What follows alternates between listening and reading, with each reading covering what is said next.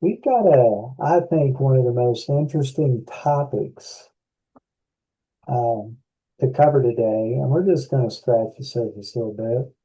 But it comes from a place where I met Dan. I'll show you, but sometimes it's hard to get it to come across. I don't know why it does that. But this is the book Dan wrote. It's called Cracking Heaven's Code, God's System for Abundant Restoring Abundant Health. And I want to read you just the first paragraph of his introduction. It says, your body has a language of its own.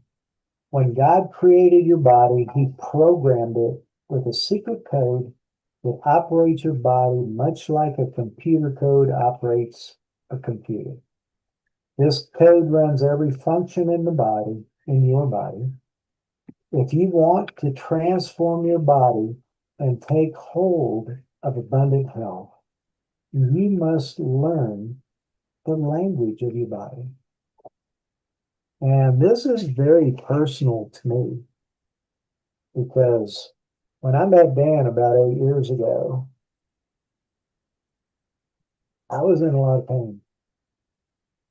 I had just been diagnosed with an incurable neck issue.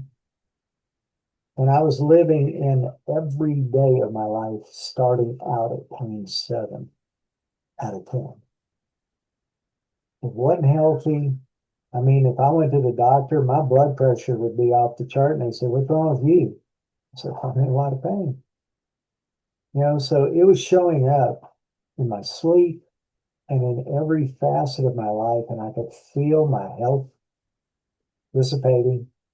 I could feel the quality of my life dissipating. I could just feel so many things running away from me that I'd spent my whole life trying to work for. When my daughter was reading Cracking Heaven's Code, and she said, "Dad, every time I read it, I think about you. I think you need to go talk to them." And that's what I did. So made an appointment with him, went and sat in his office, and in Dan's wisdom, he looks at me and says, "You know God can heal you, don't you?" And I said, "Well, yeah. I've been to my pastor. Yeah, God can heal me." Then he really put me on the spot. He looked at me and said, "Do you believe it?" Whole different question. Took me to 10 o'clock that night to answer the question. But when I did, I was all in. I prayed about it all day. I thought about it all day. And when I answered that question, I said, "Okay, I'm gonna believe God at his word. I'm just gonna believe him." I'd already been frustrated with the diagnosis that I had an uncurable neck issue. And I couldn't bear the thought of spending the rest of my life with that diagnosis. But I started working out with Dan, and he customized things for me so that I could actually do something. And I was quite limited in a lot. But over time, um, we just kept working on it. And I had a hike coming up in May, which was a 100-mile hike here in Virginia. And I could only walk 1 mile in my neighborhood at this time, and I couldn't carry any weight. And that was it. That was a max. And out on the trail, I have to get 10 to 15 miles in a day and carry 30 pounds. So there was a lot between me and May that I had to step out and say, "Yes, God, I believe in you. I'm going to stand on your word." And on January 20th, we're working out. I've gone to a basketball game with my nephew, and it was over. They were breaking down, and then other people were setting up to play volleyball. And I noticed two gentlemen walking out on the court to do that, and I knew both of them. And one of them had helped baptize my 3 children. So I walked out, my neck was all cocked. I'm kind of looking at him, and they're going, "What's wrong with you?" I said, well, I got a little neck issue, but I was ready to talk. But they said, think we could pray for you? And I said, yeah. So they laid hands on me and prayed for me.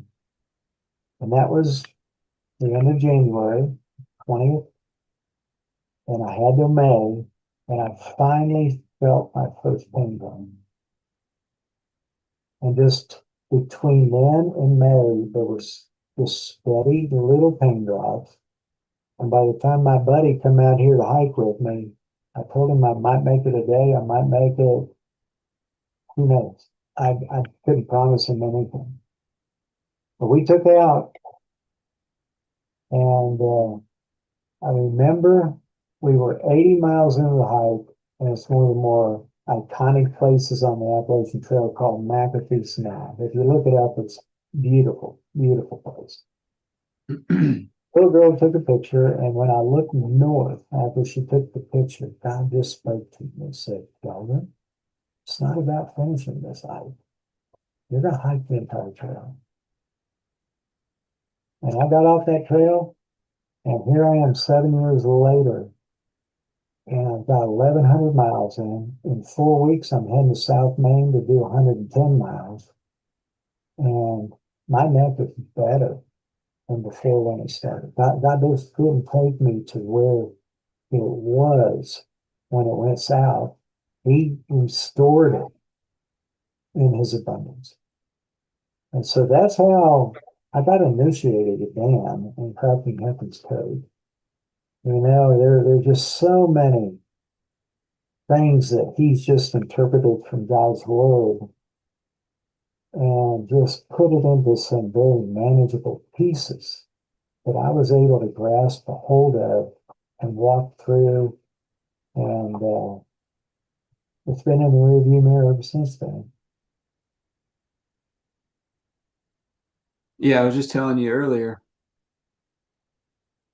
the way this book started, I was cooking dinner one night and I heard on the inside, start writing Cracking Heaven's Code. And I'm like, okay, I don't have any idea what that is, but okay. And so I opened up on my computer a Word document and I wrote in the title. Something we teach in our program is we call it a memorial portion. Like, what's one small, you don't know what to do, you got something big or overwhelming. What's one small step that you can do? I know the title. I'm going to write the title in. And God just began to fill it. I don't know how else to describe it other than he just began to fill it. But I will say he had been preparing me for almost 20 years to write it. I just didn't know it. And so my background, I've spent over 20 years doing personal training, training people. I had my own gym business where Kelvin met me there. His daughter was a trainer at my gym. And so I had a number of trainers working for me. And I had spent several years just traveling all over the country, studying with some of the best health and fitness experts that I could find. And so I was pretty trained from a purely world's perspective on health and fitness. I was very trained. And one of the things I got into studying, one of my mentors was big into Chinese and Ayurvedic medicine. And they've got a whole system in there for how different colors, different flavors, different elements like that, how they impact the body, how they nourish different organ systems in the body. And so I had a pretty good understanding of that. But I was wrestling with it because I was seeing results with it. I was helping clients get healthier using some of those principles. But then at the time, I wasn't saved. I wasn't really walking with God at all. And I started developing a relationship with the Lord. And I came across a guy, I had started reading one chapter from the book of Proverbs every day. I'd been doing it for about a year. And that was really making some huge impacts in my life, just in so many ways. I was getting to know the Lord, really. I was developing a relationship with Him.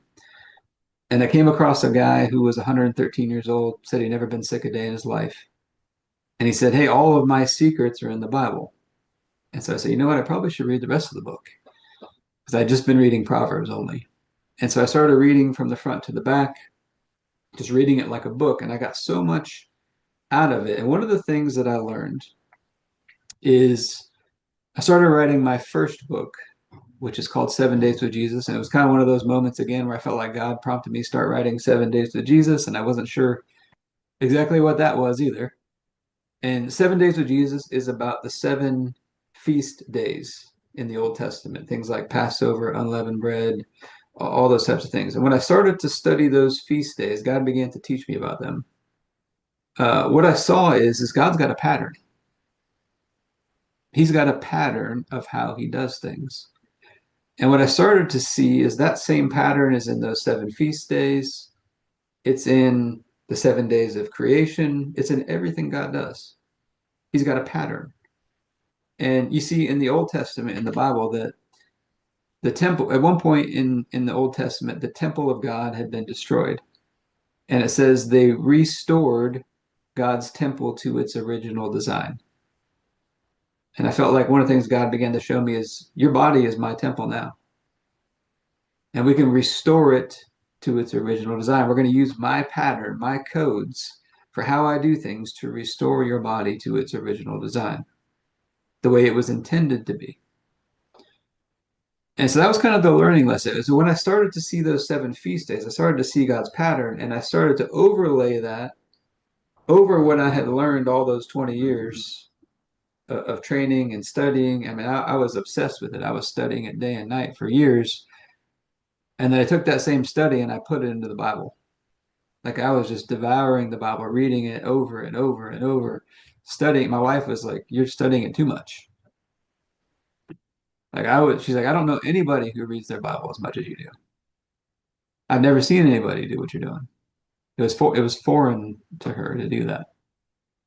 But I started to see these patterns and these connections and how God does things, how he orders things, how he sequences things. And then I don't know how else to describe it other than just he was gracious to me and showed me how some of these things fit together into what we have in the Cracking Heavens code book. I was telling Kelvin, I couldn't have figured some of that out on my own, I don't think. So, but that's how we got started. I don't know. Uh, it's been an interesting journey from that point on. But Kelvin came into the gym, and I would say up until that point, I had gotten started where Proverbs 13:22, when I started reading those Proverbs, it jumped out at me one day. It says, "A good man leaves an inheritance for his children's children." And that verse really changed my life. It changed the whole trajectory of my life. I said, what do I want to leave for my kids and grandkids one day? And I want to leave them wisdom. I want to leave them teaching, training, lessons for just how to do life, how to succeed in all the different areas of life.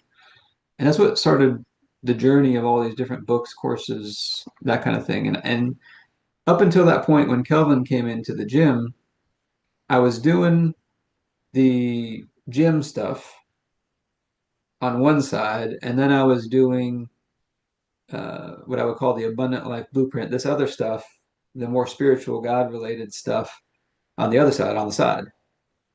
I wasn't really mixing them. And when Kelvin came in, he was the first one to really to go through both of them together. But we really started to combine things. And really, I would say one of the biggest secrets to what we did with Kelvin, why he got such result, is we worked from the inside out. We worked from the inside out because you're a three-part being, your spirit, your soul, your physical body. What I've seen a lot is you get a lot of people that do a good job with their nutrition, their exercise, maybe even medically. Like you said, you threw the kitchen sink at it, chiropractic, physical therapy, you know, all the stuff. And all those things are good. They all have their place.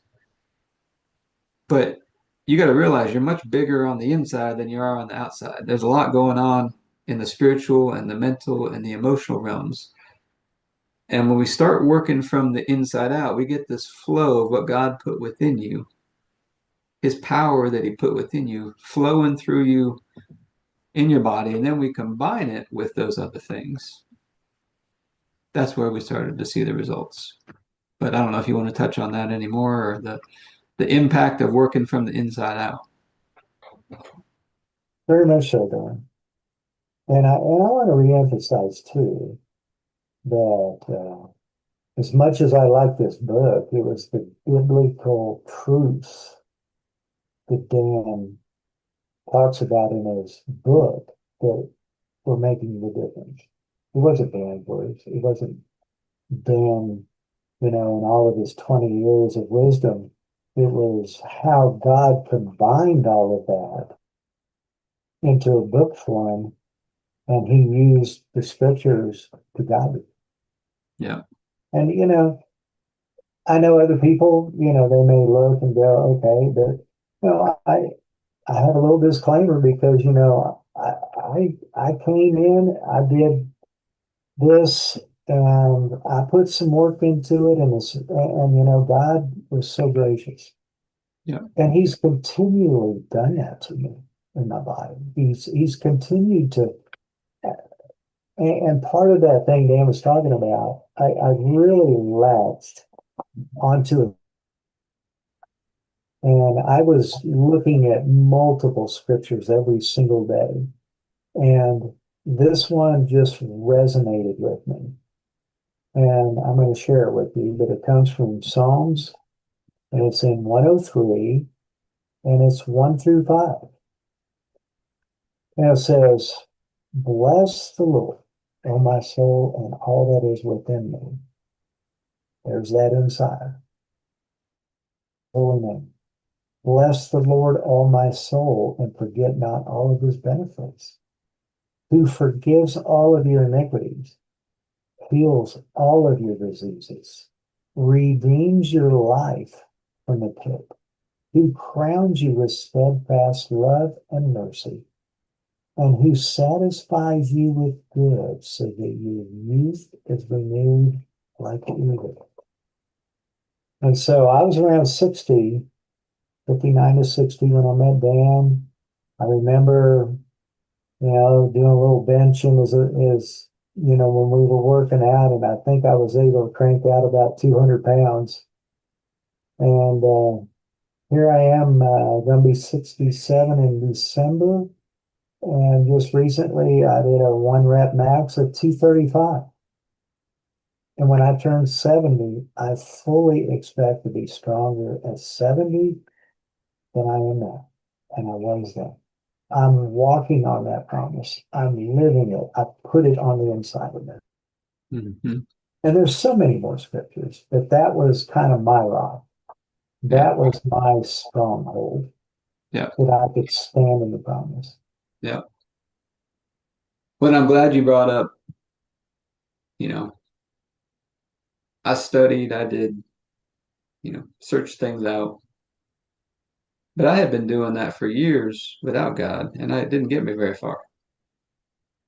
It got me confused, is where it got me. That's where it got me because I had been searching, I had been studying, I had been getting mentored. And all it did was make me get more confused because none of the experts agreed on anything. And it was when I began to use the Bible as a filter for truth that made a huge difference for me. But like I said, I had been trying to do it on my own without God. It wasn't working. It was God teaching me and training me that made the difference. That's what made the difference. And, Kelvin put in the work too. He put in the work. We were training in the gym 2 to 3 days a week, most weeks. I think 2 most weeks. He's working on the things outside of the gym, though. We're working on gratitude. We're working on his imagination. We're working on things outside of the gym as well. Now, one thing I do want to touch on is, I'll be totally honest, the beginning of this book is not the easiest to read. It's kind of complicated. It's kind of technical. If you wanted to, you could just skip past that and go right into the practical parts and start applying some things right away for, your sleep, your energy, your fitness, your nutrition. You could start applying some of those things. But I think if you'll go in and you kind of just make the commitment to read through the technical parts, it'll make a big difference because it takes a little bit. Like I said, it took me 20 years to kind of get to that place of understanding some of that stuff. Um, and it's very technical. It's out of everything we teach, as I was telling Kelvin, it's the hardest thing for me to communicate. And so there's some technical components in there. But I think if you'll take the time to go through it, it'll make a big difference. I do. And I'm actually rereading it again right now. Yeah. And it's amazing. It's sort of like anything else. God just keeps bringing more and more things to light. Hmm. But yeah, we're glad you joined us today. I hope this has given you an insight. It's something that's passionate between the two of us. This book has just been a rock for me to reference and things like that. So daily I'm in my Bible, you know. I'm not that is my rock. Yeah. But this has just been Dan's vision and just things that he was able to put into practical verbiage, break it down and understand it. And he touched on imagination. And I remember the first time he ever told me that was a gift from God. And this is one thing I'll leave you with today. Sometimes our imagination doesn't always play out the truth if we think about it. So how do we start somewhere in some of our imagination? Start having it play the truth. Doesn't happen overnight. And sometimes you got to get in a still small corner of your room to kind of dwell on it a little bit and to rehearse that and tell it the truth. But it does boil up from the inside out when you start lassoing that imagination and putting it and facing it towards Jesus Hmm. instead of letting it run wild. Yeah, the imagination, as you said, it's an amazing gift from God. I think you can use it to dream and plan and envision with God, or you can use it to envision worst case scenarios and some health issue taking you down, or play out all kinds of different stories in your mind. It is truly a gift from God, but we have to learn how to use it the way He intended us to, the way He designed us to.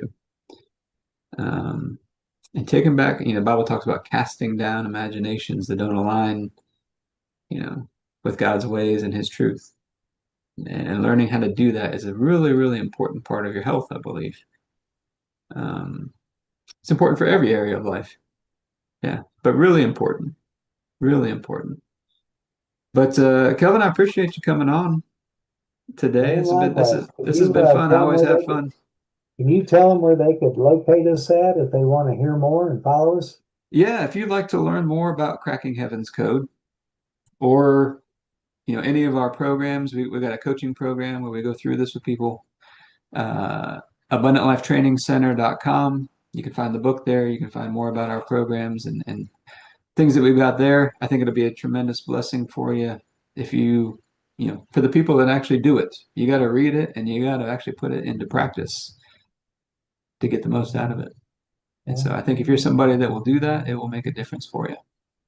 So Dan, I'll leave them with one thing. See, I imagine myself now being stronger at 70.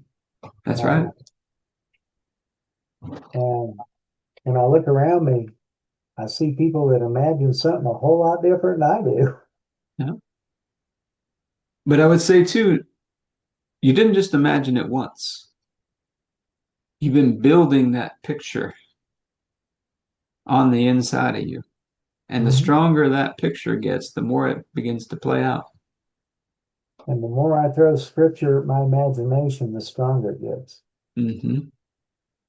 Yep. Yep. Okay. Well, thank y'all for joining us today. Yep. Thank you guys. We'll be back next week with another round. Okay. All Be right. blessed. Have a good weekend. Yep.